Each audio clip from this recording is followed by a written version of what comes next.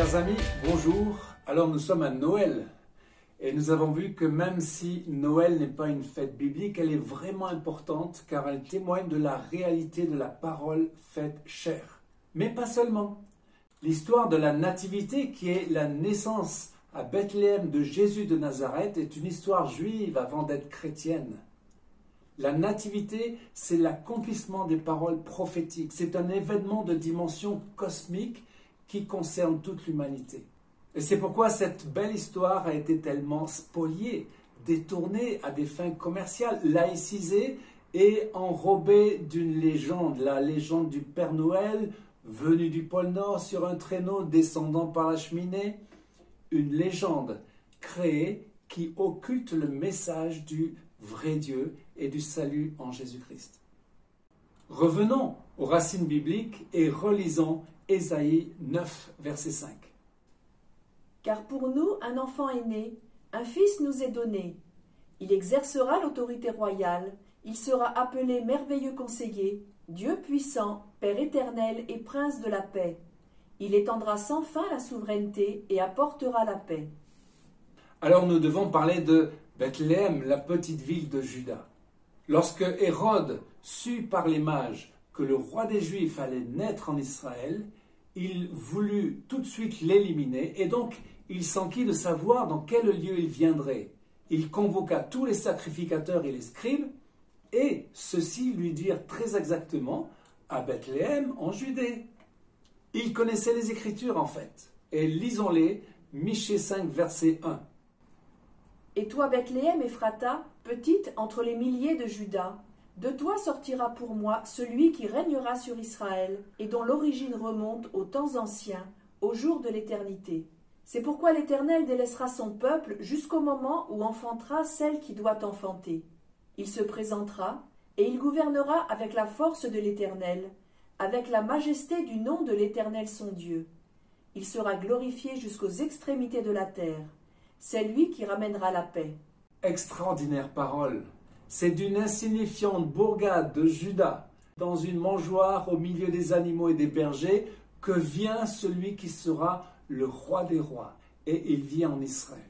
C'est de l'obscur Bethléem que le Sauveur va naître. Mais son existence n'en plonge pas moins ses racines jusque dans l'éternité.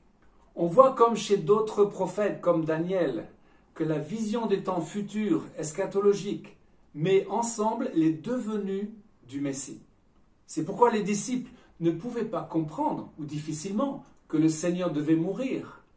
Et rappelons-nous, c'est en voyant la tombe vide avec une vraie illumination que Jean comprit ce qu'avait prédit Jésus concernant sa mort et sa résurrection. Il est intéressant de voir pourquoi Dieu a choisi Bethléem. D'abord, Bethléem Ephrata, c'est la ville de David. Et le Seigneur est le fils de David. David, il faisait paître les brebis de son père. Son père était appelé Éphratien de Bethléem. C'est à Bethléem que Juda fut reconnu également comme roi par le prophète Samuel. Ensuite, donc, Bethléem est la ville de Naomi, la belle-mère de Ruth, et c'est celle de Boz qui devient le mari de Ruth. Lisons pour cela Ruth, chapitre 4, verset 11. Tout le peuple et les anciens dirent à Boz, « Que l'Éternel rende la femme qui entre dans ta maison semblable à Rachel et Léa, qui toutes deux ont bâti la maison d'Israël.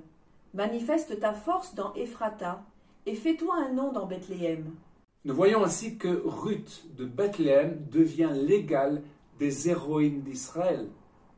Enfin, on revient à Genèse 35, 19. Rachel mourut, elle fut enterrée sur le chemin d'Ephrata qui est Bethléem. Rachel, la préférée de Jacob, est morte en couche à Bethléem. Elle donne naissance à Benjamin, Binyamin en hébreu, fils de ma droite, le dernier-né de Jacob. Et d'ailleurs, le seul né en Israël. Les autres sont nés chez Laban en Babylonie. Mourante, Rachel va donner comme nom à son fils Ben-Oni, c'est-à-dire le fils de ma douleur.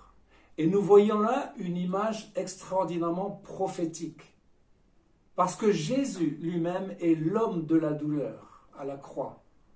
Et comme Benjamin, il est l'image du vainqueur. On sait également que la prophétie sur Benjamin dit que Dieu réside entre ses épaules. Extraordinaire prophétie. Parce qu'on sait que Jérusalem, c'est le territoire de Benjamin. La présence de l'Éternel est sur Jérusalem, au centre. Et dernière information, la tribu de Juda et celle de Benjamin ne font qu'un. Il est intéressant de voir que Matthieu fait référence à Rachel qui pleure ses enfants en faisant allusion aux enfants de Bethléem qui ont été tués par Hérode. Aujourd'hui, les chrétiens de Bethléem, persécutés par les musulmans, sont partis et bien sûr, aucun juif ne peut habiter là, ni même entrer dans la ville. C'est là d'ailleurs une des conséquences des accords d'Oslo qui finalement déjudaïsent les villes d'Israël. Alors on peut dire que l'attaque maintenant se focalise sur une autre ville, Jérusalem, qui est aussi la ville de David et celle du Messie. Le Messie, résumons, le Messie est fils de Dieu, est né à Bethléem, selon Michée 5, et il vient établir son royaume millénaire à Jérusalem, selon Zacharie 14. Et on comprend pourquoi le diable essaie par tous les moyens de déposséder Israël de sa capitale. Nous sommes au milieu de cette bataille spirituelle. Alors, disons un mot sur la légende du Père Noël. C'est un autre moyen que l'ennemi utilise pour saper la réalité de la nativité.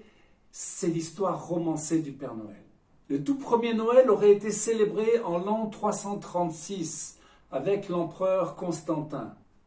À cette époque, l'empereur Constantin s'était converti au christianisme et il avait décidé de célébrer la naissance de Jésus le 25 décembre. Alors, parlons de Nicolas de Myre. On l'appelle Saint Nicolas. Il était l'évêque de la ville de Myre, en Lycie, l'actuelle Turquie, et il a probablement participé au concile de Nicée. Au Moyen-Âge, l'Église cherchait à remplacer les figures païennes par des saints. Ainsi, l'évêque de Myre, Saint Nicolas, qui deviendra Santa Claus, était connu pour distribuer de la nourriture et des cadeaux aux pauvres et aux familles modestes pendant la nuit. Une légende s'est créée autour du personnage, il est devenu mythique. Et finalement, on voit que cette légende, le Père Noël, c'est une invention purement humaine ayant pour but d'effacer la réalité de la naissance du Fils de Dieu. Finissons avec la simplicité des bergers. C'est une magnifique histoire qui est racontée par Luc. Le roi des rois est né dans une crèche et ce sont les bergers qui en sont les témoins. Alors pourquoi les bergers? Rappelons-nous, David a été choisi comme roi, lui qui était un simple berger, paissant les troupeaux à Bethléem. Lisons d'ailleurs à ce sujet le psaume 78, verset 70.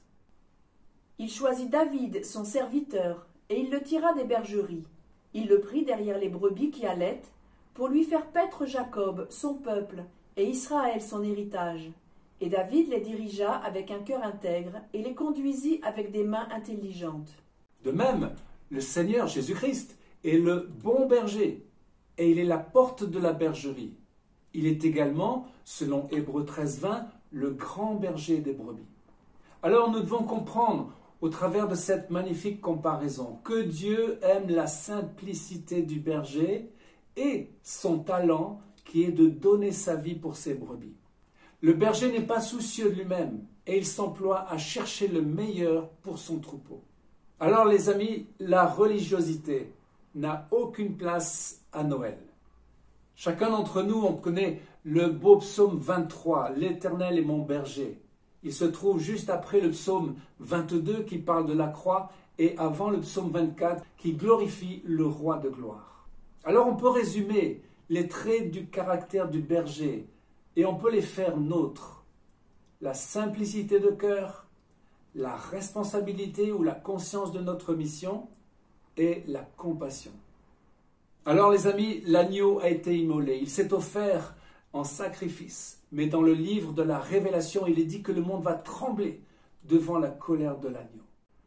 Alors pour ce jour magnifique de Noël, comme les mages qui ont suivi l'étoile, comme les bergers qui étaient là au bon moment, accueillons l'enfant nouveau-né. Il a déjà pris naissance en nous, Amen, et adorons le roi des rois. Il vient et il apporte la paix au monde. Chers amis, à une prochaine fois pour une nouvelle vidéo en direct de Jérusalem.